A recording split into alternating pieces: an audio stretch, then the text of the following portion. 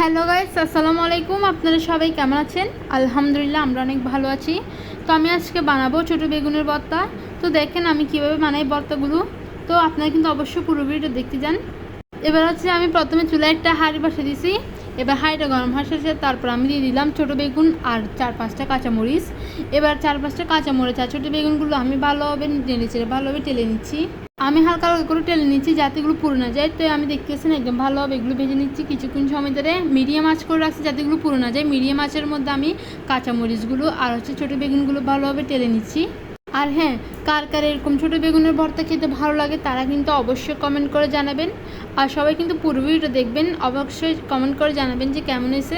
আর কার কার পছন্দ তারা কিন্তু অবশ্যই কমেন্ট করে জানাবেন। আর যারা এখনও আমার পেজটা ফলো করেননি অবশ্যই ফলো করে দিবেন। অনেকদিন পর ছোটো বেগুনগুলো পাইছি, তাই ভাবলাম একটু ভর্তা বানিয়ে আপনাদের সাথে শেয়ার করি আমি কীভাবে বানাই। আপনারা পুরো ভিডিওটা দেখতে যান। আর হ্যাঁ, আপনারা কে কীভাবে বানিয়ে খান অবশ্যই কিন্তু কমেন্ট করে জানাবেন আমাদেরকে। তো দেখতেছেন কাঁচামরিচগুলো আর ছোটো বেগুনগুলো আমি কিছুক্ষণ সময় ধরে হালকা হালকা করে নেড়ে ছেড়ে ভালোভাবে টেলে নিয়েছি। আমি মিডিয়াম আঁচের মধ্যে কিছুক্ষণ সময় ধরে এগুলো হালকা হালকা করে টেলে নিচ্ছি। তো চুলার আঁচটা আমি মিডিয়াম করে আসছি যাতে এগুলো পুড়ে না যায় সেজন্য। তো মিডিয়াম আঁচের মধ্যে আমি কাঁচামরিচগুলো আর ছোটো বেগুনগুলো ভালোভাবে হালকা হালকা করে ভেজে নিচ্ছি। আমি কিছুক্ষণ পর পর আমি এগুলো হালকা হালকা করে টেলে নিচ্ছি যাতে এগুলো নিচ দিয়ে লেগে না যায় সেজন্য। তো দেখেন পুরো ভিডিও দেখে কিন্তু অবশ্যই কমেন্ট করে জানাবেন। এই ছোটো বেগুনগুলোকে আপনারা কে কী নামে ডাকেন অবশ্যই কিন্তু কমেন্ট করে জানাবেন। আর কারা কীরকম করে ভর্তা বানিয়ে খান তারাও কিন্তু অবশ্যই কমেন্ট করতে ভুলবেন না। এই ছোটো বেগুনগুলো সচরাচর তেমন পাওয়া যায় না, তো মাঝে মধ্যে পাইলে আমরা নিয়ে ফেলি। তো এভাবে ভর্তা বানিয়ে খাই, ভীষণ ভালো লাগে এরকম ছোটো বেগুনের ভর্তাগুলো। এরকম ছোটো বেগুনগুলো ঝাল ঝাল করে ভর্তা বানালে গরম গরম ভাতের সাথে খেতে অনেক ভালো লাগে। আমি হচ্ছে কি আপনাদের সাথে কথা বলতে বলতে এগুলো ভালোভাবে হালকা হালকা করে ভেজে নিচ্ছি। তো আপনাদেরকে আমি পুরোটা একদম ভালোভাবে সবগুলো দেখাচ্ছি। তো দেখতেছেন ভালোভাবে ভাজা হয়ে আসছে, এটা হচ্ছে যে ফাইনাল লুক। ভালোভাবে ভাজা হয়ে আসছে, আমি আর ভাজবো না, এগুলো অলরেডি ভাজা ভালোভাবে হয়ে গেছে।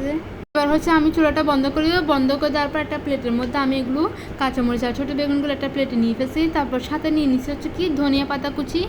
তারপর নিয়ে নিলাম হচ্ছে কি কাঁচামরিচ আছে, পেঁয়াজ কুচি। এগুলো আমি আগে থেকে কেটে ধুয়ে ভালোভাবে পরিষ্কার করে নিছি। দেন আমি এগুলো হচ্ছে কি ওই ছোটো বেগুনের পাশে নিয়ে নিলাম। তো ধনিয়া পাতাও নিয়ে নিলাম, কাঁচামরিচ, তারপরে হচ্ছে এখানে পেঁয়াজ কুচিও নিয়ে নিলাম। একসাথে সবগুলো একটা বাটির মধ্যে নিয়ে আমি আপনাদের সাথে একটু দেখালাম যে দেখেন সবগুলো উপকরণ আমি নিয়ে নিছি। এবার নেওয়ার পর তারপর এখানে দিয়ে দিব।